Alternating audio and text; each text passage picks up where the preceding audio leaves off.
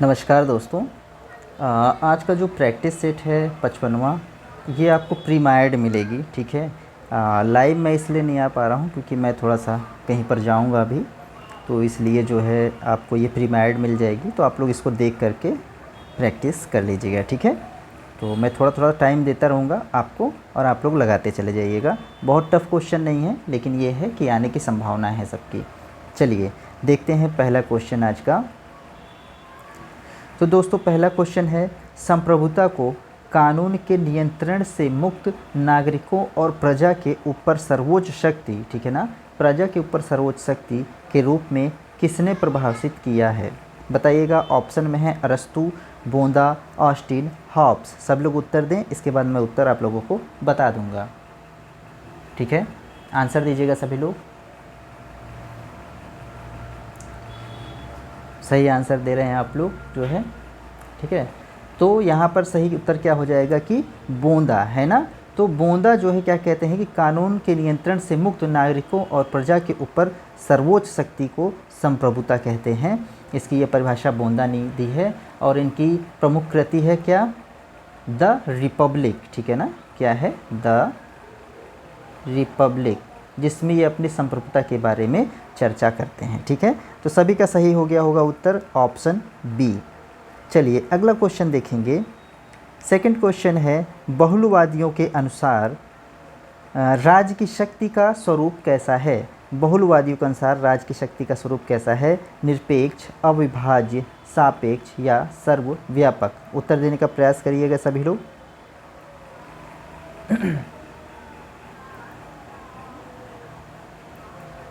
राज्य की शक्ति का स्वरूप पूछ रहा है बहुलवादियों के अनुसार। तो बिल्कुल सही आप लोगों का आंसर आ रहा है सापेक्ष। ठीक है ना, तो बहुलवादी के अनुसार राज्य की शक्ति का स्वरूप कैसा होता है? सापेक्ष होता है। ठीक है, यहाँ पर उत्तर सी ठीक हो जाएगा। बहुत ही अच्छा आंसर सभी का। चलिए अगला बताइएगा। नेक्स्ट क्वेश्चन है तीसरा, निम्नलिखित में से कौन यह नहीं मानता कि संप्रभुता विभाज्य है? कह रहा है कि कौन यह नहीं मानता कि संप्रभुता विभाज्य है? तो बार्कर, डुग्बी, लास्की या हॉलैंड? आंसर देने का प्रयास करें सभी।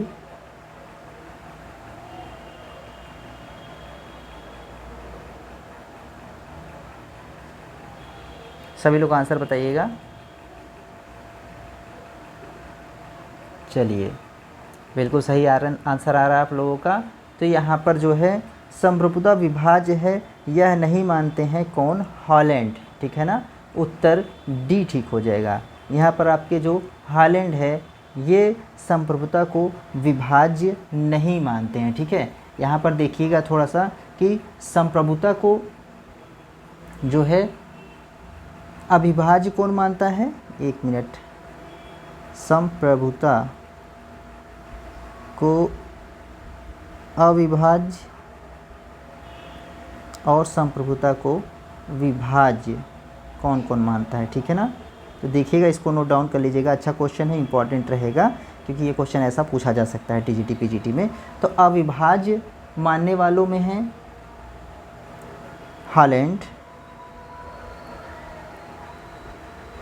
हॉलैंड और आपके बोंदा, ऑस्टिन, है ना। ठीक है, ये लोग क्या है? अविभाज्य मानते हैं संप्रभुता को। और विभाज्य कौन कौन मानता है? तो विभाज्य मानने वाले में है बार्कर, डुग्वी या डिग्विट और लास्की। ठीक, ये नोट डाउन कर लीजिएगा आप लोग।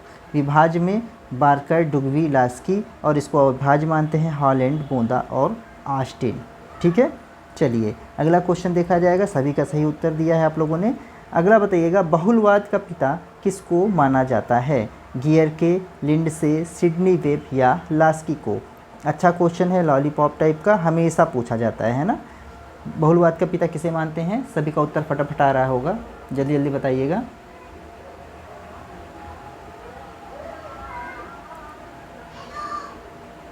चलिए बहुत ही सही, सबका उत्तर बिल्कुल सही है कि गियर के। ठीक है ना, ऑप्शन ए ठीक हो जाएगा।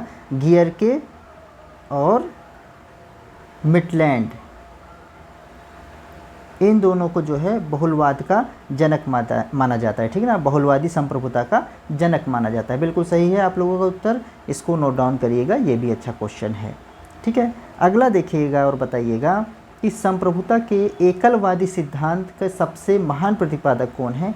एकलवादी सिद्धांत के महान प्रतिपादक पूछ रहा है, मैकियावेली, रूसो, बेंथम या जॉन ऑस्टिन। फटाफट आंसर दीजिएगा।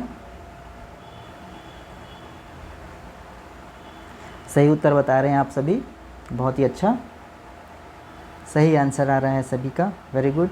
चलिए, तो यहाँ पर आप सभी का उत्तर जॉन ऑस्टिन है ना, सभी का उत्तर बिल्कुल ठीक है। तो जॉन ऑस्टिन जो है एकलवादी संप्रभुता के सिद्धांत के महान प्रतिपादक माने जाते हैं, ठीक है ना। ये कानूनी संप्रभुता का जनक भी माने जाते हैं, कानूनी संप्रभुता, ठीक है ना। एकलवादी संप्रभुता या कानूनी संप्रभुता भी कह देते हैं उसको, या वैधानिक संप्रभुता भी कहते हैं, ठीक है ना। कभी कभी ये पूछता है क्वेश्चन कि कानूनी संप्रभुता के जनक कौन है, तो वहाँ पर जॉन ऑस्टिन हो जाएंगे, ठीक है। ऑप्शन यहाँ पर डी ठीक हो जाएगा। अगला क्वेश्चन बताइएगा सभी लोग, निम्नलिखित में से किस विचारक ने अपनी रचनाओं में संप्रभुता शब्द का कभी प्रयोग नहीं किया। अच्छा क्वेश्चन है, इंपॉर्टेंट क्वेश्चन है, टीजीटी पीजीटी में पूछा जा सकता है। अपनी रचनाओं में संप्रभुता शब्द का कभी प्रयोग नहीं किया है, बताइएगा। हॉब्स, लॉक, बेंथम या ऑस्टिन। छठवें का आंसर देने का प्रयास करिएगा सभी लोग।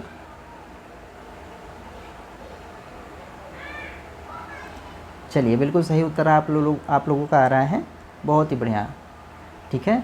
तो यहाँ पर आंसर बी ठीक हो जाएगा, लॉक, ठीक है ना। लॉक जो है संप्रभुता शब्द का कभी प्रयोग नहीं करते हैं, बल्कि इसके स्थान पर क्या प्रयोग करते हैं, सर्वोच्च सत्ता शब्द का, ठीक है ना। सर्वोच्च सत्ता शब्द का प्रयोग करते हैं संप्रभुता के लिए, ठीक है ना। संप्रभुता शब्द का प्रयोग नहीं करते हैं लॉक अपने ग्रंथों में, बल्कि सर्वोच्च सत्ता शब्द का प्रयोग करते हैं। तो इसको नोट डाउन करिएगा। कभी कभी ये पूछता है कि संप्रभुता के स्थान पर सर्वोच्च सत्ता शब्द का प्रयोग निम्न में से कौन करता है, तो भी इसका आंसर क्या हो जाएगा, यहाँ पर लॉक हो जाएगा। ठीक, सभी को समझ में आ रहा होगा। ये इंपॉर्टेंट क्वेश्चन है, किसी भी तरीके से घुमा फिरा के आपके एग्ज़ाम में पूछ सकता है, ठीक है। अगला देखिएगा, 7वां क्वेश्चन है, लोक संप्रभुता की अवधारणा संबंधित है किससे, ऑस्टिन से, लॉक से, रूसो से या बोंदा से। लोक संप्रभुता या लोकप्रिय संप्रभुता, ठीक है ना, यानी लोकप्रिय संप्रभुता किससे संबंधित है, बताइएगा।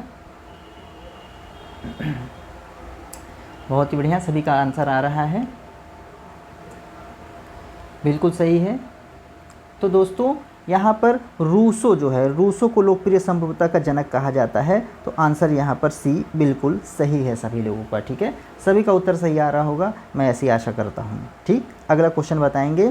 8वां क्वेश्चन है, निम्नलिखित में से कौन संप्रभुता की बहुलवादी सिद्धांत का पोषक नहीं है, कह रहा है।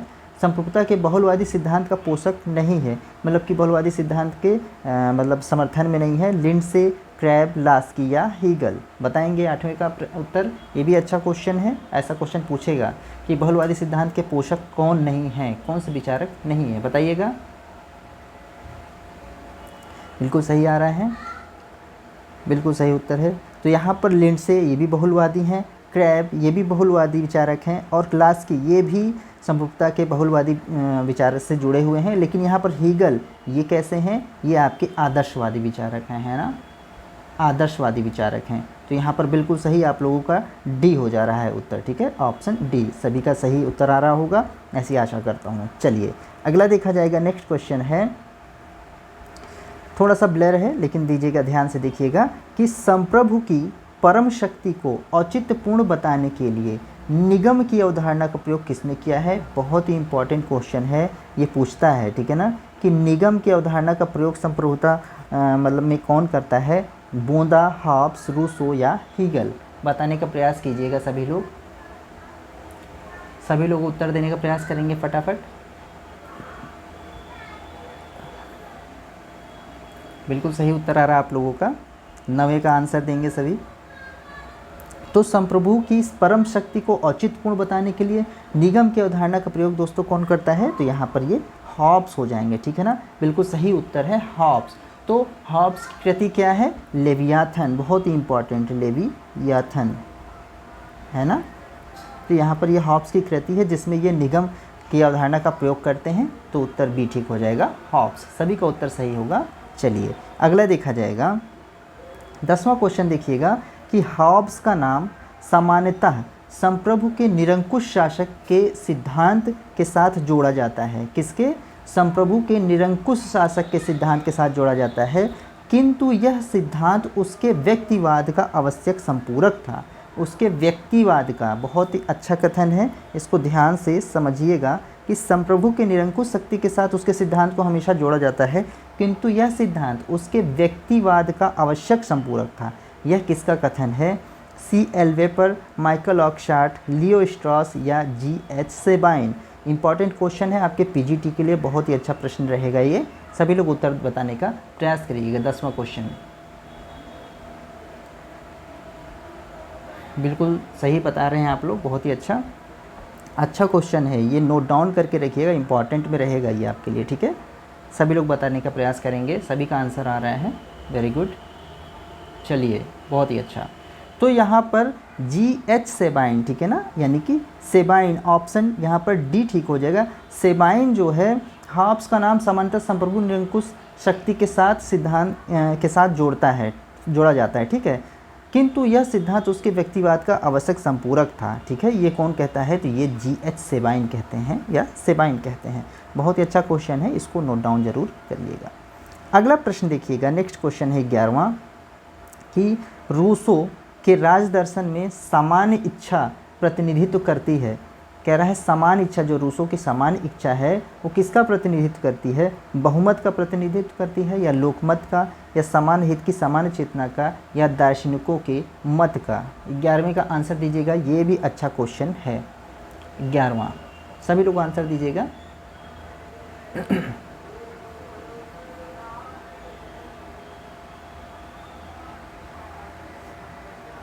बिल्कुल सही उत्तर बता रहे हैं, ठीक है ना, सही आंसर आ रहा है आपका।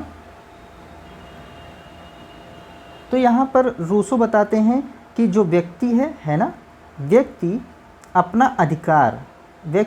अधिकार जो है सामान्य इच्छा को सौंप देता है ना, सामान्य इच्छा को सौंप देता है, ठीक है। और वो इच्छा कैसी होती है? वो इच्छा होती है सामान्य हित की सामान्य चेतना की, ठीक है। ऑप्शन यहाँ पर सी, बिल्कुल सही बता रहे हैं आप लोग, सामान्य हित की सामान्य चेतना की, ठीक है। आंसर सी ठीक हो जाएगा, सभी का आंसर बिल्कुल ठीक आ रहा होगा। चलिए अगला बताइएगा, 12वां प्रश्न। नेक्स्ट क्वेश्चन था निम्न में से कौन सा कथन प्लेटो का है? बताइएगा, प्लेटो का है मैं राज्य हूँ, राज पृथ्वी पर ईश्वर का अवतरण है, राज व्यक्ति का पूर्वगामी है, राज व्यक्ति का बृहद रूप है। बताने का प्रयास कीजिएगा कि इसमें प्लेटो का कथन कौन सा है। बिल्कुल सही उत्तर दे रहे हैं आप लोग, बहुत ही अच्छा, डी, बहुत ही बढ़िया। तो सभी का उत्तर बिल्कुल ठीक है। यहाँ पर राज्य व्यक्ति का बृहद रूप है, बिल्कुल सही। ये किसके द्वारा कहा जाता है? प्लेटो के द्वारा कहा जाता है, ठीक है, बिल्कुल सही। राज व्यक्ति का बृहद रूप है। मैं राज्य हूँ, ये कौन बोलता है? जल्दी जल्दी आंसर कीजिएगा। मैं राज्य हूँ, ये कौन बोलता है? बिल्कुल सही आंसर आ रहा है आप लोगों का कि लुई 14, ठीक है। लुई 14 जो है कहते हैं कि मैं राज्य हूँ। ये सब इम्पॉर्टेंट है, मिलाने में आ जाता है। राज पृथ्वी पर ईश्वर का अवतरण है, ये कौन कहता है? तो ये जो है हीगल का कथन है, ठीक है ना। हीगल मानते हैं कि राज पृथ्वी पर ईश्वर का अवतरण है, यानी कि ईश्वर के द्वारा जो है पदार्थित है। इसके बाद है राज व्यक्ति का पूर्वगामी है, ये कौन कहता है? तो ये अरस्तु का मानना है, ठीक है ना, कि राज जो है व्यक्ति का पूर्वगामी है, मतलब कि राज व्यक्ति से पूर्व में ही था। चलिए अच्छा क्वेश्चन है, यहाँ से ये मिलान करने में जो है आपको मिल जाएगा सारी चीज़ें। अगला देखिएगा क्वेश्चन, थोड़ा सा ब्लर है लेकिन मैं पढ़ दे रहा हूँ। यह कह रहा है कि यहाँ यह किसका मानना है कि लेवियाथन क्रॉमवेल की चापलूसी में लिखा गया था? देखिए यहाँ से है, ये लिखा हुआ है कि लेवियाथन क्रॉमवेल की चापलूसी में लिखा गया जो है ग्रंथ था। क्लेरेंडन, एफ टोनीज, सैमुअल आई मीन्स या लियो स्ट्रॉस, कौन कहता है कि लेवियाथन क्रॉमवेल की चापलूसी में लिखा गया था? ठीक है, तो लेवियाथन कौन लिखता है? तो लेवियाथन के रचयिता कौन है? जल्दी जल्दी बताइएगा। ठीक है, हॉब्स, बिल्कुल सही बता रहे हैं, हॉब्स की है लेवियाथन, ठीक है ना, हॉब्स की है। तो इसको कौन बोलता है कि हॉब्स के द्वारा जो लेवियाथन लिखा गया है वो क्रॉमवेल की चापलूसी में लिखा गया है, ऐसा कौन कहते हैं?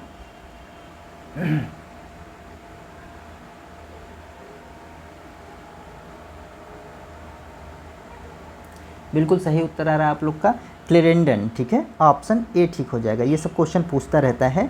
तो क्लेरेंडन जो है कहते हैं कि लेवियाथन क्रॉमवेल की चापलूसी में लिखा गया ग्रंथ है, ठीक है, जो कि हॉब्स के द्वारा लिखा गया था। बिल्कुल सही है क्लेरेंडन, थोड़ा सा ब्लर है लेकिन मैं पढ़ दे रहा हूँ, आप लोग इसको लगा लीजिएगा।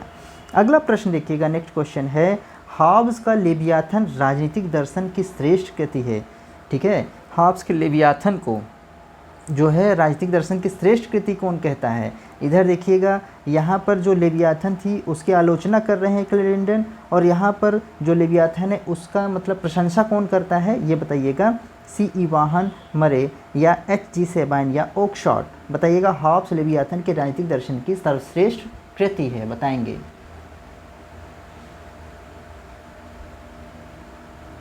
बहुत ही अच्छा, बिल्कुल सही उत्तर आ रहा है आप सभी का। अच्छा क्वेश्चन है, दोनों क्वेश्चन बहुत अच्छे हैं।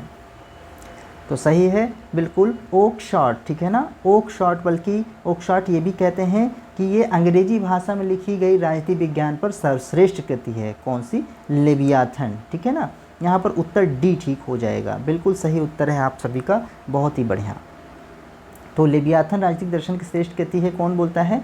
तो ओकशॉट बोलता है। साथ ही साथ ओकशॉट का ये भी कथन है कि राजनीतिक दर्शन पर सर्वश्रेष्ठ कृति जो कि अंग्रेजी भाषा में लिखी गई है, अंग्रेजी भाषा में, ठीक है ना, अंग्रेजी भाषा में लिखी गई सर्वश्रेष्ठ कृति है लेवियाथन। ये भी कौन कहता है? तो ये ओकशॉट ही बोलते हैं। यहाँ पर ऑप्शन डी हो जाएगा, दोनों याद रखिएगा। अगला क्वेश्चन बताइएगा, 15वां है कि लेवियाथन के प्रति किसने यह कहते हुए, लेवियाथन की प्रति किसने यह कहते हुए जला दिया कि मैंने कभी कोई ऐसी पुस्तक नहीं देखी जिसमें इतना राजद्रोह, देशद्रोह और अधार्मिकता भरी हो। मतलब कि आलोचना करते हुए, लेवियाथन की आलोचना करते हैं जो हॉब्स के द्वारा लिखी गई थी, उसकी आलोचना करते हुए प्रति की, उसको जलाते हुए क्या कहते हैं कि मैंने ऐसी प्रति नहीं देखी है जिसमें राजद्रोह, देशद्रोह तथा अधार्मिकता भरी हो। क्रॉमवेल, क्लेरेंडन, बर्क या सी.ई. वाहन? अच्छा क्वेश्चन ये भी है, ये सब पूछता रहता है। 15वें का आंसर बताने का प्रयास कीजिएगा सभी लोग। बहुत ही बढ़िया, क्लेरेंडन सभी का आंसर आ रहा है, बिल्कुल सही है, ठीक है ना। तो यहाँ पर ऑप्शन बी उत्तर बी ठीक हो जाएगा कि क्लेरेंडन जो है इसको राजद्रोह करार देते हुए, इस कृति को राजद्रोह करार देते हुए उसको जला देते हैं, ठीक है। तो यहाँ पर क्लेरेंडन, ऑप्शन बी ठीक हो जाएगा। बहुत ही अच्छा उत्तर। 16वां बताने का प्रयास कीजिएगा। अगला प्रश्न है कि लॉक के अनुसार निम्नलिखित में से कौन सा अधिकार प्राकृतिक अधिकारों में शामिल है? कह रहा है प्राकृतिक अधिकारों में शामिल है कौन सा अधिकार? जीवन, स्वतंत्रता, संपत्ति का अधिकार, जीवन, धर्म, न्याय, जीवन, समानता, स्वतंत्रता, जीवन, संपत्ति तथा विद्रोह। तो लॉक ने 3 अधिकार को जो है शामिल किया था प्राकृतिक अधिकारों में। तो वो 3 अधिकार कौन से हैं? फटाफट आंसर देने का प्रयास कीजिएगा। बहुत ही बढ़िया, सभी का उत्तर आ रहा है। ये सब क्वेश्चन जो है बहुत ही सरल टाइप के हैं, बट बहुत बार पूछे जाते हैं, ठीक है ना, बहुत बार पूछे जाते हैं, ठीक है। तो यहाँ पर बिल्कुल सही आप लोग बता रहे हैं कि जीवन, स्वतंत्रता और संपत्ति के अधिकार, ठीक है ना। ऑप्शन ए बिल्कुल ठीक है कि अधिकारों के प्राकृतिक अधिकारों में शामिल करता है वो जीवन, स्वतंत्रता और संपत्ति के अधिकार। उसमें से भी संपत्ति के अधिकार को सर्वाधिक वो महत्व देता है, ठीक है ना। लॉक जो है संपत्ति के अधिकार को सर्वाधिक महत्व देता है, या संपत्ति के अधिकार में ही जीवन स्वतंत्रता के अधिकार को वो इंक्लूडेड मानता है। बिल्कुल सही उत्तर है आप लोगों का, बहुत ही बढ़िया आंसर। इसके बाद अगला क्वेश्चन देखा जाएगा। नेक्स्ट प्रश्न है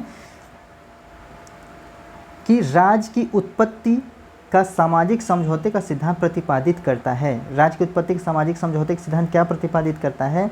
कि राज्य बनने के पहले मनुष्य प्राकृतिक अवस्था में रहा करता था, राजा ईश्वर का प्रतिनिधि है, या राज्य शक्ति का परिणाम है, या राज्य विकास की स्वाभाविक प्रक्रिया का परिणाम है। बहुत ही अच्छा प्रश्न है, इंपॉर्टेंट क्वेश्चन रहेगा आपके लिए, ठीक है ना। ये टीजीटी पीजीटी में दोनों पूछे जाने की संभावना है।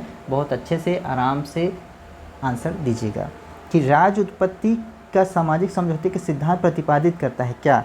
कि राज्य बनने के पहले मनुष्य प्राकृतिक अवस्था में रहा करता था, कि राजा ईश्वर का प्रतिनिधि है, राज्य शक्ति का परिणाम है, या राज्य विकास की स्वाभाविक प्रक्रिया का परिणाम है। बिल्कुल सही उत्तर आना सबका शुरू हो गया है। आप लोग बता रहे हैं कि प्राकृतिक अवस्था में रहा करता, बिल्कुल सही है। तो यहाँ पर राज बनने के पहले मनुष्य प्राकृतिक अवस्था में रहा करता था, ठीक है ना। तो सभी ने, हॉब्स, लॉक और रूसो तीनों ने ही जो है प्राकृतिक अवस्था की बात की है, जिसमें मनुष्य पहले रहा करता था। वहाँ पर अव्यवस्थाओं के कारण क्या करता है, फिर वो राज्य बनाता है या समाज बनाता है, जहाँ वो एक समझौते द्वारा उसको जो है क्रिएट करता है, ठीक है। तो यहाँ पर उत्तर ए बिल्कुल ठीक हो जाएगा कि राज्य बनने से पहले मनुष्य प्राकृतिक अवस्था में रहा करता था। बहुत ही अच्छा, सभी का आंसर बिल्कुल ठीक है। अगला देखिएगा कि प्राकृतिक अवस्था शांति, सुरक्षा, पारस्परिक सहायता तथा सद्भाव की अवस्था थी। कह रहा है प्राकृतिक अवस्था को अच्छा बता रहा है कि शांति, सुरक्षा, पारस्परिक सहायता तथा सद्भाव की अवस्था थी। उसका एकमात्र दुर्बलता यह थी कि उसमें अधिकारों को लागू करने वाले मजिस्ट्रेट की अभाव था, मतलब एक संप्रभु का या एक शासनकर्ता का अभाव था। प्राकृतिक अवस्था के इस प्रकार का चित्र कौन प्रस्तुत करता है, हॉब्स, बेंथम, रूसो या लॉक के द्वारा। मतलब कि कह रहे हैं कि प्राकृतिक अवस्था में सब कुछ अच्छा था, लेकिन बस एक ही कमी थी कि वहाँ पर जो अधिकार थे उसको लागू करने वाले एक मजिस्ट्रेट या एक शासनकर्ता की कमी थी। तो ऐसा कौन मानता है, हॉब्स, बेंथम, रूसो या लॉक। अच्छा क्वेश्चन है, शॉर्ट में करके ये बहुत बड़ा सा लिखा हुआ है, लेकिन शॉर्ट में करके इसको किसी भी प्रकार से हमेशा पूछा जा सकता है। इंपॉर्टेंट लगा कि इसको भी चलिएगा बताने का प्रयास करिएगा सभी लोग। 18th का आंसर दीजिएगा, अच्छा क्वेश्चन है। चलिए, बहुत ही अच्छा, बिल्कुल सही, बिल्कुल सही कह रहे हैं आप लोग, बिल्कुल सही। तो यहाँ पर लॉक के द्वारा, ऑप्शन डी, लॉक के द्वारा जो है यही कहा जाता है कि उनका मानना होता है कि शांति, सुरक्षा और पारस्परिक सहायता तथा सद्भाव की अवस्था रहती है प्राकृतिक अवस्था में, लेकिन बस वहाँ पर क्या होता है, एक मजिस्ट्रेट की कमी होती है या एक शासनकर्ता की कमी होती है। इसी कमी को पूरा करने के लिए सभी लोग एक सिविल सोसाइटी या एक न्यास या ट्रस्ट की स्थापना करते हैं, है ना। किसकी, सिविल सोसाइटी, ठीक है ना, या न्यास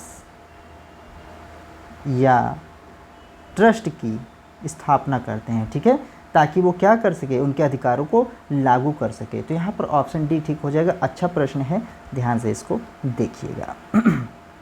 अगला देखेंगे, नेक्स्ट क्वेश्चन है, इसको जो है जरा सा देखिएगा, मैं पढ़ देता हूँ, ध्यान से देखिएगा।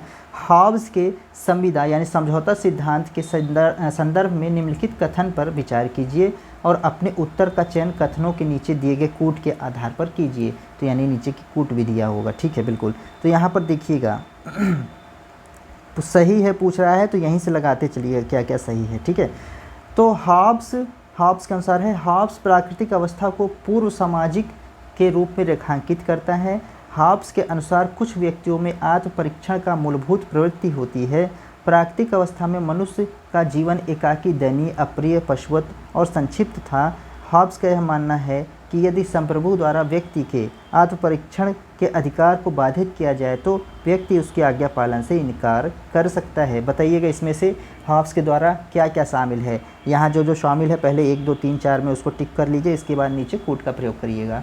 फटाफट बताइएगा।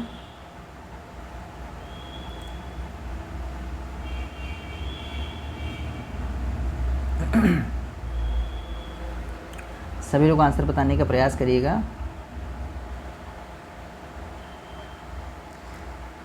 ऑप्शन ए देखिएगा कि हॉब्स प्राकृतिक अवस्था के पूर्व सामाजिक रूप में रेखांकित करता है, तो ये बिल्कुल सही है, यानी कि ए ठीक है।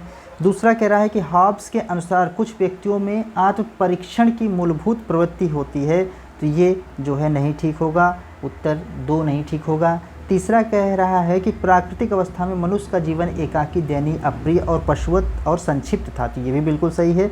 हॉब्स ऐसा बताते हैं कि प्राकृतिक अवस्था में मनुष्य का जीवन एकाकी, दयनीय था और वो पशुवत व्यवहार करता था। चौथा कह रहा है कि हॉब्स का यह मानना है कि यदि संप्रभु द्वारा व्यक्ति के आत्म परीक्षण के अधिकार को बाधित किया जाए तो व्यक्ति उसके आज्ञा पालन से इनकार कर देता है। तो इसीलिए तो हॉब्स का जो संप्रभुता के सिद्धांत बताते हैं, तो वहाँ पर हॉब्स क्या करता है, लास्ट में एक बाधा भी लगा देता है। इसीलिए उसके संप्रभुता के सिद्धांत को पूरा मान्यता नहीं मिलती है कि जब अगर आत्मरक्षा के अधिकार पर अगर जो संप्रभु होता है वो अतिक्रमण कर दे, तो उस स्थिति में व्यक्ति क्या करेगा, उसके आज्ञा पालन को इनकार कर सकता है। यानी कि यहाँ पर उत्तर डी भी ठीक हो जाएगा। तो यहाँ पर 1, 3 और 4 सही होगा। तो एक बार कूट देखिएगा, 1, 3 और 4। तो यहाँ पर दिया है 1, 2, 3, ये नहीं, तो 1, 3, 4, यानी कि यहाँ पर उत्तर बी ठीक हो जाएगा। ठीक है ना, उत्तर यहाँ पर बी ठीक हो जाएगा। सभी को समझ में आया होगा ना। ये भी अच्छा क्वेश्चन है। इस टाइप का क्वेश्चन पूछा जा सकता है कि केवल 2 नहीं है यहाँ पर, कि हॉब्स के अनुसार कुछ व्यक्तियों में आत्म परीक्षण की मूलभूत प्रवृत्ति होती है। ठीक है, तो ये उत्तर नहीं ठीक है।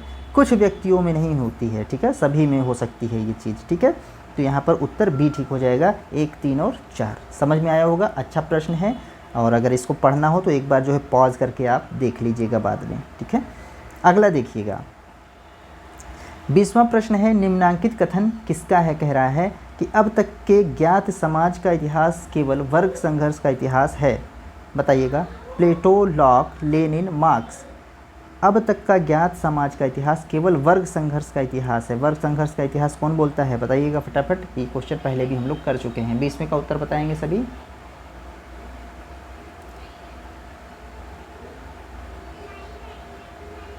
बिल्कुल सही है, बिल्कुल सही। तो यहाँ पर मार्क्स जो है उत्तर, यानी कि डी ठीक हो जाएगा कि अब तक के ज्ञात समाज का इतिहास केवल वर्ग संघर्ष का इतिहास रहा है। ऐसा कौन बोलता है, तो मार्क्स के द्वारा कहा जाता है। तो मार्क्स कहते भी हैं कि समाज की बागडोर जो है तब तक वर्ग संघर्ष मतलब जारी रहेगा जब तक इसकी बागडोर जो है किसके हाथ में ना आ जाए, मज़दूरों के हाथ में ना आ जाए। ठीक है ना, मज़दूरों का समर्थन करते हैं ये, किसका, मज़दूरों का या श्रमिक वर्ग का। ठीक है ना, तो यहाँ पर आंसर डी ठीक हो जाएगा। बहुत ही बढ़िया, अच्छा क्वेश्चन है, बार बार पूछे जाने की संभावना होती है इस प्रश्न की। अगला बताइएगा। कार्ल मार्क्स राज की उत्पत्ति खोजता है किसमें, आदर्शवाद में, नैतिक तथा आचार संबंधी विकास में, धार्मिक विचारों संस्थाओं के विकास में, जीवन की भौतिक दशाओं में। बहुत ही अच्छा क्वेश्चन है, बहुत ही इंपॉर्टेंट क्वेश्चन है कि कार्ल मार्क्स राज की उत्पत्ति खोजता है किसमें, बताइएगा।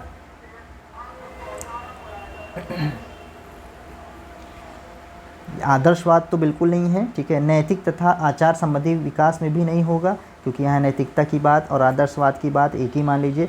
धार्मिक विचारों और संस्थाओं के विकास में, तो यहाँ पर धार्मिकता की बात भी वो बिल्कुल नहीं करते हैं। तो जीवन के भौतिक दशाओं में, बिल्कुल सही उत्तर आ रहा आप लोग का। देखिए, उत्तर ऐसे ही निकालना चाहिए, जब अगर नहीं भी आता हो तो ऐसे ही प्रश्न को उत्तर निकालिएगा। तो राज की उत्पत्ति खोजते हैं किसमें, जीवन की भौतिक दशाओं में। ठीक है, तो उत्तर यहाँ पर डी ठीक हो जाएगा, मार्क्स के अनुसार, कार्ल मार्क्स के अनुसार। ठीक है, उत्तर डी सभी का ठीक होगा। चलिए, बहुत ही अच्छा आंसर सभी का। अगला बताइएगा। नेक्स्ट क्वेश्चन है, समाजवादियों के अनुसार राज का कार्य है। समाजवादी के अनुसार राज का क्या कार्य है भाई, समाज को उद्देश्य से उत्पादन संचालित करना, समाज में सभी की स्वतंत्रता की रक्षा करना, अल्पसंख्यकों की सुरक्षा करना, या मानव अधिकारों की रक्षा करना। समाजवादी के अनुसार राज्य का कार्य पूछ रहा है। ये भी अच्छा क्वेश्चन है, इंपॉर्टेंट क्वेश्चन है ये सब। ठीक है, पूछे जा सकते हैं, यहाँ से एक आध प्रश्न मिल सकता है आपको, जितने भी क्वेश्चन आज हो रहे हैं। ठीक है, 22वें को उत्तर दीजिएगा सभी लोग। सही है,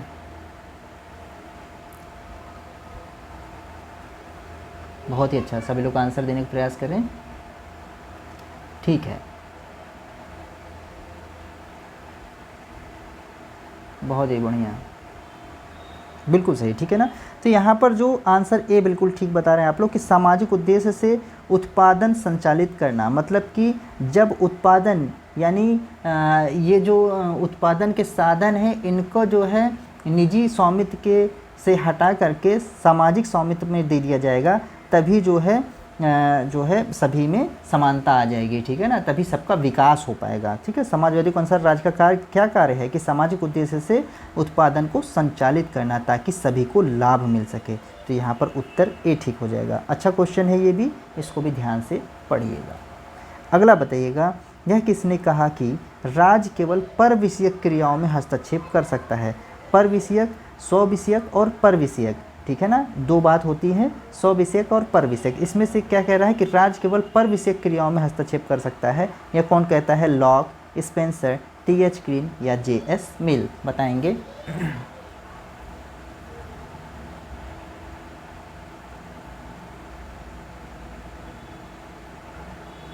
बिल्कुल सही।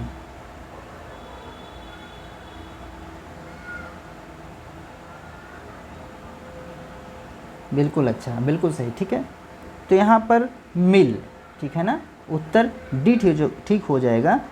डी, मिल जो है कहते हैं कि राज केवल पर विषयक क्रियाओं में हस्तक्षेप कर सकता है, ठीक है, स्व विषयक नहीं। या दो प्रकार के जो है कार्य बताते हैं मिल, राज के दो प्रकार के कार्य बताते हैं, इसको भी ध्यान से देख लीजिएगा। एक स्व विषयक या स्व संबंधी कार्य, और दूसरा जो है यही पर विषयक, पर विषयक या पर संबंधी, विषयक या संबंधी जो भी लिख लीजिए, स्व संबंधी, पर संबंधी या विषयक, ठीक है। दो कार्य बताते हैं जिसमें से पर विषयक संबंधी कार्यों में राज हस्तक्षेप करता है, बाकी स्व संबंधी कार्यों में नहीं। तो जेएस मिल यहाँ पर हो जाएंगे। बहुत ही बढ़िया, सभी को उत्तर। 24वां प्रश्न बताइएगा, निम्नलिखित में से किस पुस्तक में कल्याणकारी राज यानी वेलफेयर स्टेट शब्द का सर्वप्रथम प्रयोग किया गया है? अच्छा क्वेश्चन है, इंपॉर्टेंट रहेगा। सबसे पहले जो है वेलफेयर स्टेट का प्रयोग किया गया है सिटीजन एज चर्चमैन, सिटीजन एवं churchman, citizen and churchman, citizen not churchman. बताइएगा फटाफट 24 का आंसर। बहुत ही बढ़िया, सी, ठीक है ना। तो यहाँ पर citizen and churchman, citizen and churchman में सबसे पहले वेलफेयर स्टेट का प्रयोग किया गया, यानी कल्याणकारी राज शब्द का प्रयोग किया गया है। और ये किसके द्वारा लिखा गया है? तो आर्क बिशप टेम्पल, ठीक है ना, आर्क बिशप टेम्पल की रचना है ये। कौन सा? Citizen and churchman, arc bishop temple की रचना है। तो इसको नोट डाउन करिएगा, अच्छा क्वेश्चन है। 25वां क्वेश्चन देखिएगा और बताइएगा कि निम्नलिखित में से कौन सा राज्य के कार्यों के उदारवादी सिद्धांत हैं? राज्य के कार्यों के कौन से सिद्धांत हैं? उदारवादी सिद्धांत है। उपयोगितावाद, श्रमिक समाजवाद, श्रेणी समाजवाद, फांसीवाद। जितने भी वाद हैं ये सब आप लोग पढ़ लीजिएगा, बहुत इंपॉर्टेंट हैं। जैसे फांसीवाद हो गया, उदारवाद हो गया, ठीक है, ये सारे वाद आप लोग पढ़िए, बहुत इंपॉर्टेंट है। ये भी अच्छा क्वेश्चन है। 25वां आंसर दीजिएगा कि कौन से कार्यों कौन सा राज्य के कार्यों का उदारवादी सिद्धांत है? राज्य के कार्यों का उदारवादी सिद्धांत है।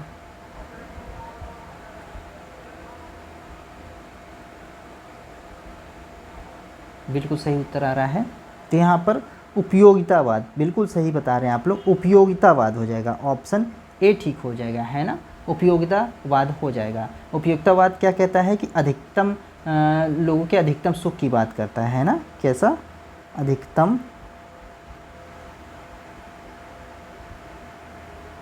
लोगों के अधिकतम सुख की बात करता है, ठीक है।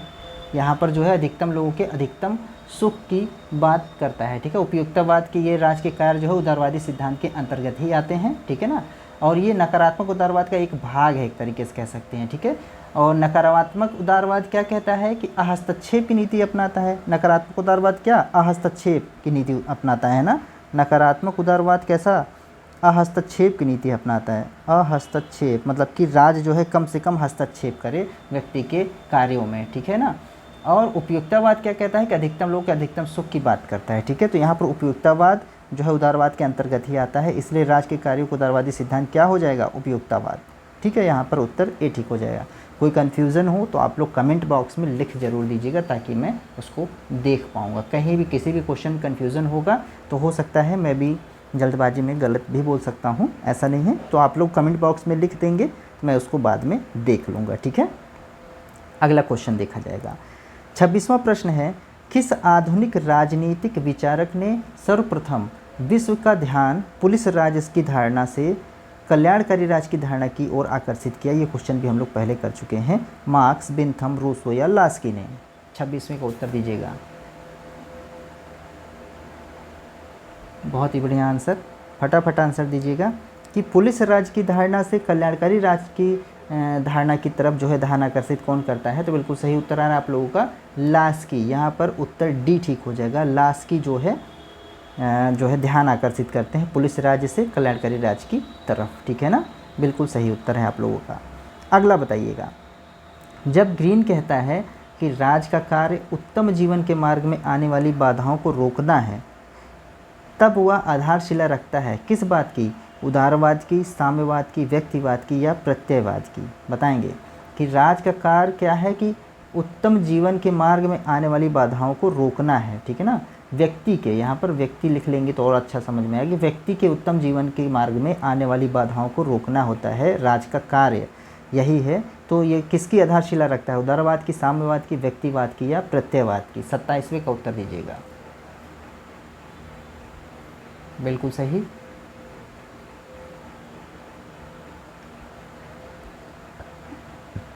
बहुत ही अच्छा। तो यहाँ पर क्या हो जाएगा? ये उदारवाद की आधारशिला रखता है, ठीक है ना, उदारवाद की। तो ऑप्शन ए ठीक हो जाएगा कि राज का कार्य क्या है कि व्यक्ति के उत्तम जीवन के मार्ग में आने वाली बाधाओं को बाधित करना। और ये कथन किसका है? तो ग्रीन का है। ये भी कई बार पूछता है, कथन पूछ लेता है कि राज का कार्य बाधाओं को बाधित करना है, तो ये कौन कहता है? तो ग्रीन कहते हैं। और ये किसकी आधारशिला रखते हैं? तो उदारवाद की। ये भी क्वेश्चन अच्छा है। देखिए क्वेश्चन घुमा फिरा के पूछता है किसी भी तरीके से, इसलिए तैयार होना चाहिए हम लोगों का। अगला देखिएगा, उपयोगितावादियों ने भावना उत्पन्न की किस बात की? क्रांति की, सुधार की, आज्ञाकारिता की या अवज्ञा की? उपयोगितावादियों ने किस प्रकार की भावना उत्पन्न की है? क्रांति की, सुधार की, आज्ञाकारिता की या अवज्ञा की? 28वें का उत्तर देने का प्रयास कीजिएगा। 28 का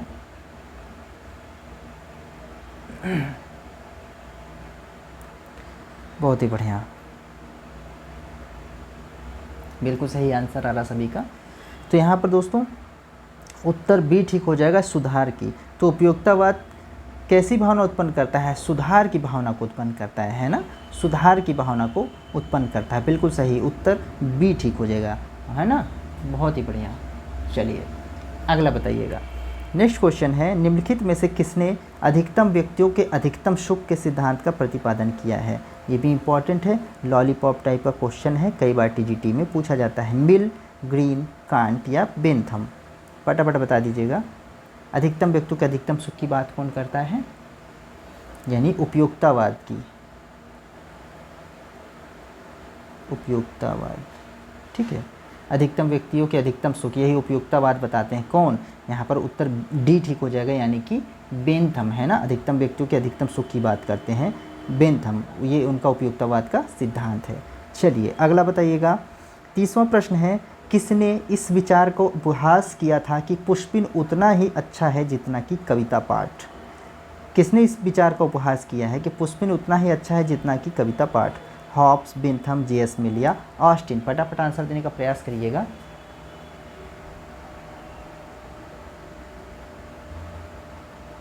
बिल्कुल सही, बिल्कुल सही, ठीक है ना, बिल्कुल सही। तो पुष्पिन उतना ही अच्छा है जितना कि कविता पाठ, तो ये बोलता कौन है? ये बोलते हैं बेंथम। ये कहता कौन है? कि बेंथम कहते हैं कि पुष्पिन उतना ही अच्छा है जितना कि कविता पाठ, मतलब कि पुष्पिन खेलने से उतने ही जो है मतलब क्या कहते हैं कि अच्छा लगता है जितना कि कविता पाठ करने से लगता है। दोनों की उपयोगिता को वो समान बताते हैं। लेकिन इसका उपहास या आलोचना करते हुए ये बात, इसकी आलोचना कौन करता है ये बताना है। तो इसकी आलोचना बिल्कुल सही है, बता रहे हैं आप लोग, जे.एस. मिल, ठीक है ना। बेंथम, बेंथम के बाद मिल जो है इसकी आलोचना करते हैं कि पुष्पिन उतना ही अच्छा है जितना कि कविता पाठ, ये जो है मिल इसकी आलोचना करते हैं। तो यहाँ पर ऑप्शन सी ठीक हो जाएगा। और पूछिए ये कथन किसका है? तो ये कथन है बेंथम का, ठीक है ना। चलिए बहुत ही अच्छा, सभी का उत्तर बिल्कुल ठीक आ रहा होगा। 31वां देख लेंगे, थोड़े क्वेश्चन 2-4 ज़्यादा हैं, कोई बात नहीं, फटाफट कर रहे हैं इसीलिए। 31वां क्वेश्चन है, अधिकारों के वैधानिक सिद्धांत का समर्थन का श्रेय जाता है? अधिकारों के वैधानिक सिद्धांत के समर्थन कौन करता है? लॉक, ऑस्टिन, बेंथम या ग्रोशियस? 31 का आंसर दीजिएगा सभी लोग। बहुत ही अच्छा क्वेश्चन है ये भी, ठीक है। ये सब क्वेश्चन ऐसे पूछ सकता है आप लोगों का, तो आप लोग इसको ध्यान से जो है आंसर देने का प्रयास करेंगे। बिल्कुल बढ़िया। तो यहाँ पर सभी का उत्तर आ रहा है ऑस्टिन। वैधानिक संप्रभुता की बात करें तो हमेशा ऑस्टिन को ही लगाइएगा, ठीक है। ऑप्शन बी ऑस्टिन, ठीक है ना, बिल्कुल सही उत्तर है आप लोगों का। ऑस्टिन जो है यहाँ पर आंसर ठीक हो जाएंगे। और ऑस्टिन की बुक का क्या नाम है? जूरिस प्रूडेंस, ठीक है ना, जूरिस प्रूडेंस। चलिए अगला बताएंगे 32वां, अधिकार जीवन की वे दशाएं हैं जिनकी प्राप्ति के बिना कोई मनुष्य अपना सर्वोत्तम विकास नहीं कर सकता है। क्या कह रहा है कि अधिकारों की बात करें, अधिकार जीवन की वे दशाएं हैं जिनकी प्राप्ति के बिना मनुष्य अपना सर्वोत्तम विकास नहीं कर सकता है। ग्रीन बोलते हैं, डाइसी, लास्की या बेंथम। बताइएगा, ये भी अच्छा है, इम्पॉर्टेंट है, क्वेश्चन अच्छे हैं। बस मैं लाइव नहीं आ पाया, इसके लिए थोड़ा सा दुख है, कोई बात नहीं, लेकिन आप लोग इसको देखिएगा और नोट डाउन करते रहिएगा जितना भी इम्पोर्टेंट रहेगा, ठीक है। सभी लोग उत्तर बताने का प्रयास कीजिएगा फटाफट। बिल्कुल सही उत्तर आ रहा है आप लोगों का, लास्की है ना। तो लास्की यहाँ पर जो है क्या कहते हैं कि अधिकार जीवन की वे दशाएं हैं जिसकी प्राप्ति के बिना कोई मनुष्य अपना सर्वोत्तम विकास नहीं कर सकता है, ठीक है ना। यानी अधिकार को बहुत इंपॉर्टेंट रूप में दिखाते हैं, तो यहाँ पर लास्की हो जाएंगे उत्तर, लास्की यानी कि सी ठीक हो जाएगा। अच्छा क्वेश्चन है, इसको ध्यान से करिएगा, ठीक है। अगला बताइएगा 33वां प्रश्न है, यह किसका कथन है कि फ्रांस की क्रांति व्यक्तियों के अमूर्त अधिकारों पर आधारित थी, ठीक है ना। फ्रांस की क्रांति व्यक्तियों के कैसे अमूर्त अधिकारों पर आधारित थी, जबकि अंग्रेज़ों की क्रांति उनके परंपरागत अधिकारों पर आधारित थी, ठीक है ना। अंग्रेज़ों की क्रांति परंपरागत अधिकारों पर और फ्रांस की क्रांति उनके अमूर्त अधिकारों पर आधारित थी। यह कौन कहता है कि मार्क्स, बर्क, लास्की या ग्रीन? बताएंगे 33 का, 33 का आंसर बताएंगे सभी लोग।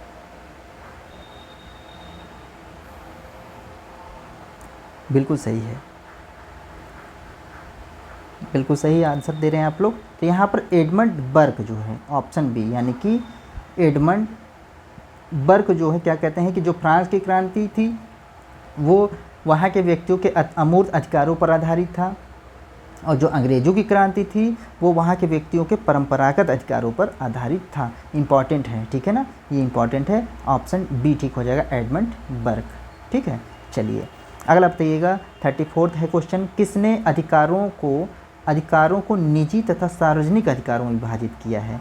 अधिकारों को किसमें निजी और सार्वजनिक अधिकारों में विभाजित किया है? लॉक, बर्क, मिल, स्पेंसर। फटाफट बताइएगा, 34 का आंसर दीजिएगा। बढ़िया आंसर सभी का,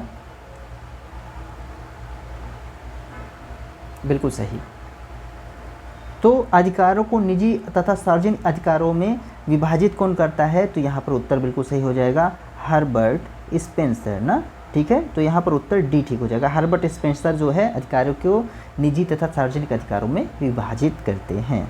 बहुत बढ़िया, सभी का आंसर ठीक है। अगला बताएंगे 35वां, निम्नलिखित में से व्यक्तिगत स्वतंत्रता का प्रबल समर्थक कौन है? व्यक्तिगत स्वतंत्रता का प्रबल समर्थक पूछ रहा है, रूसो, मॉन्टेस्क्यू, मिल या ग्रीन? फटाफट उत्तर दीजिएगा 35वां। ये सब अच्छे क्वेश्चन हैं, स्वतंत्रता, अधिकार, समानता, ये सब सारे क्वेश्चन यहाँ से बनते हैं, ठीक है ना। यहाँ से एक एक दो क्वेश्चन आपको मिल जाएगा, एक एक प्रश्न भी मिलता है तो बहुत बड़ी बात है, और मिलेगा ज़रूर, ऐसा है नहीं। स्वतंत्रता, समानता, अधिकार यहाँ ही से पूछेगा और कहाँ से पूछेगा, ठीक है।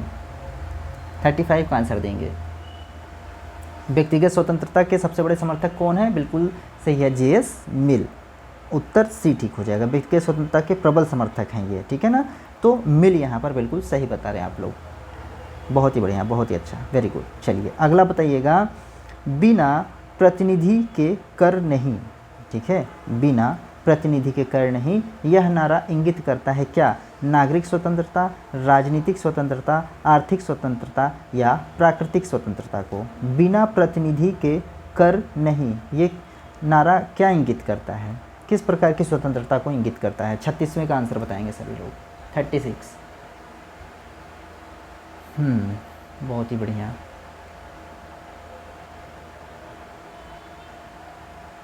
बिल्कुल सही, ठीक है ना।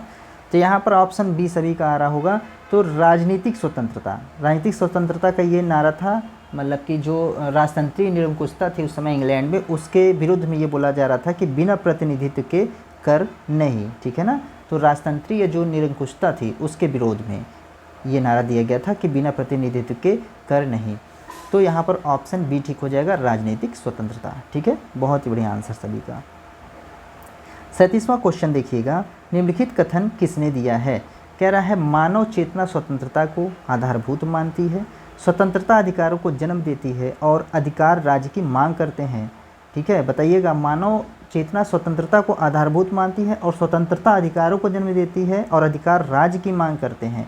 ये किसका कथन है? ग्रीन, अरस्तू, मैकियावेली या मिल? आंसर देने का प्रयास करिएगा सभी लोग। 37वां क्वेश्चन है, 37 का आंसर दीजिएगा। बहुत ही बढ़िया, बिल्कुल सही बता रहे हैं। तो यहाँ पर ग्रीन हो जाएगा, TH ग्रीन। सी कौन?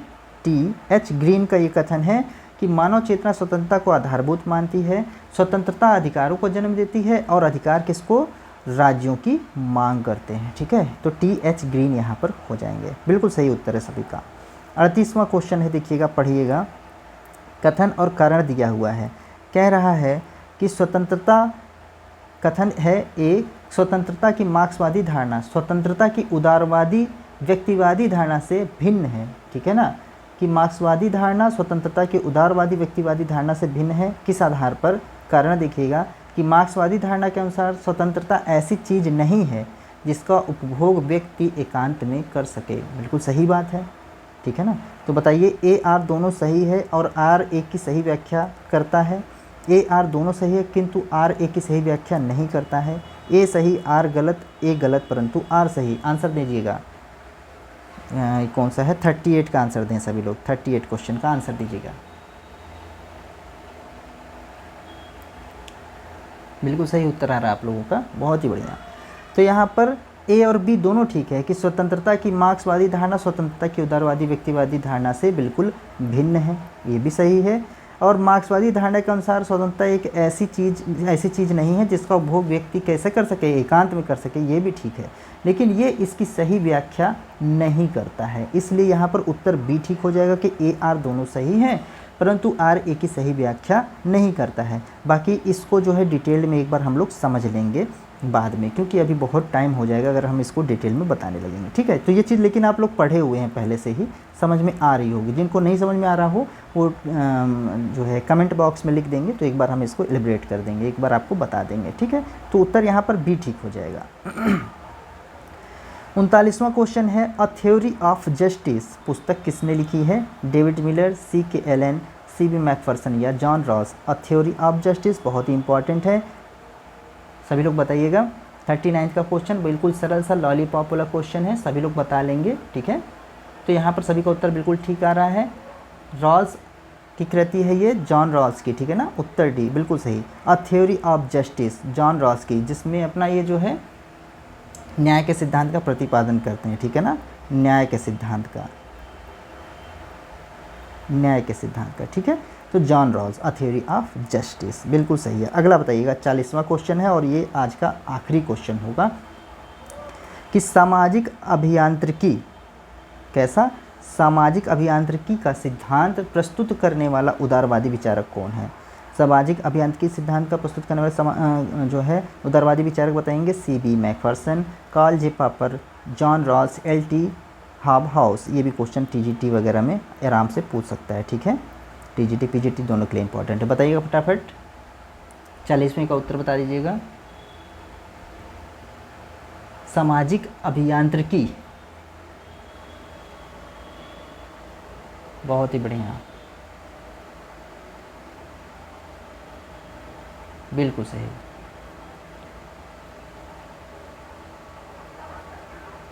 ठीक है, बिल्कुल सही। तो यहाँ पर कार्ल जे पॉपर हो जाएंगे, ऑप्शन B बिल्कुल सही है। सामाजिक अभियांत्रिकी या सोशल इंजीनियरिंग की बात करते हैं। ठीक है ना, या सोशल इंजीनियरिंग, ठीक है, सोशल इंजीनियरिंग की भी बात करते हैं, कार्ल जे पॉपर। ठीक है, तो और इनकी महत्वपूर्ण पुस्तक कौन है? महत्वपूर्ण पुस्तक का नाम बताइएगा फटाफट, जल्दी से बताएंगे सभी लोग। बिल्कुल सही है, the open society and its enemies. ठीक है, ये इनकी इंपॉर्टेंट पुस्तक का नाम है, कार्ल जे पॉपर की, the open society and its enemies. ठीक है, तो चलिए, ये आज के 40 क्वेश्चन थे और आशा करते हैं कि आप लोगों को अच्छा लगा होगा। अगर अच्छा लगा है तो शेयर और लाइक ज़रूर कर दीजिएगा और एक बार अपना स्कोर जो है कमेंट बॉक्स में सभी लोग लिख देंगे। स्कोर जो है कमेंट बॉक्स में लिख देंगे, सभी लोग स्कोर यहाँ पर लिख देंगे, ठीक है। और कल नेट का कनेक्शन कट गया था, इस वजह से सभी को मैं जो है आप लोगों को कंग्रेचुलेट नहीं कर पाया। तो 500 सब्सक्राइबर हम लोगों के प्लस हो गए हैं, 500 से आज ज़्यादा बढ़ गए हैं।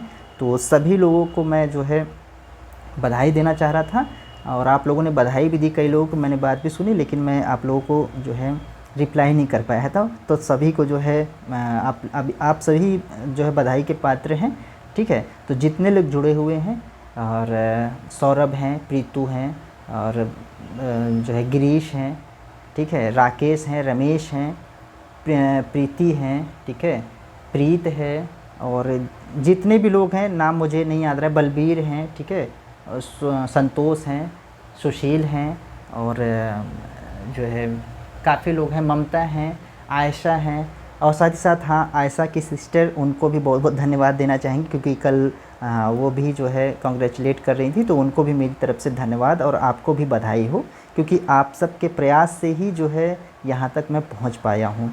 क्योंकि 1-1.5 महीने के समय में इतना तेज़ी से फास्ट जल्दी से ग्रो अप करना मेरे लिए बहुत ही मतलब इम्पॉर्टेंट बात थी कि मैं इतना तेज़ ग्रो अप किया हूँ। तो 500 आप लोग के वजह से ही बढ़े हैं, ठीक है।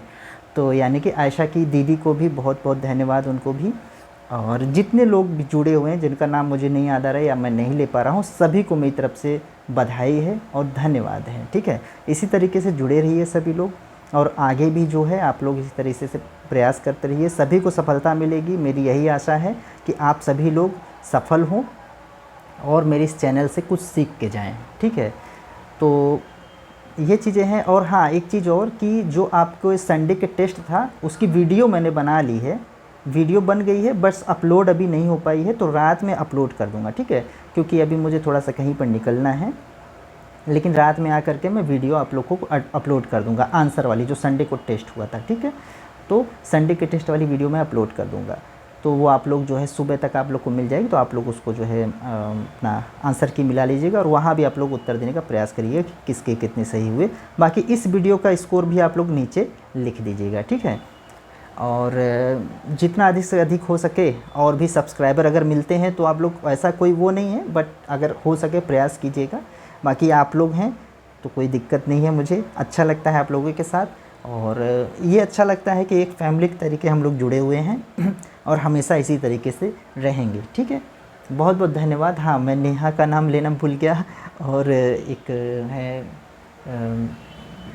और भी कई लोग याद नहीं आ रहा अभी नाम मुझे, तो माफ़ी चाहेंगे। एक दिन एक वीडियो बनाएंगे पूरा, ठीक है। अभी जब 1000 सब्सक्राइबर हो जाएगा, जब 1000 सब्सक्राइबर हो जाएंगे हम लोगों के, ठीक है ना, 1000 सब्सक्राइबर हो जाएंगे, और या जब हमारा वीडियो एकदम आगे हो जाएगा, तब मैं सबका नाम स्पेशल एक वीडियो बनाऊंगा, लिख लिख के मैं बोलूँगा सबका नाम, ठीक है।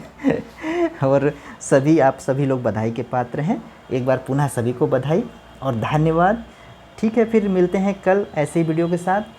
तो इससे प्रीमियर से जुड़ने के लिए बहुत बहुत धन्यवाद आप सभी को। शुभ रात्रि, जय हिंद।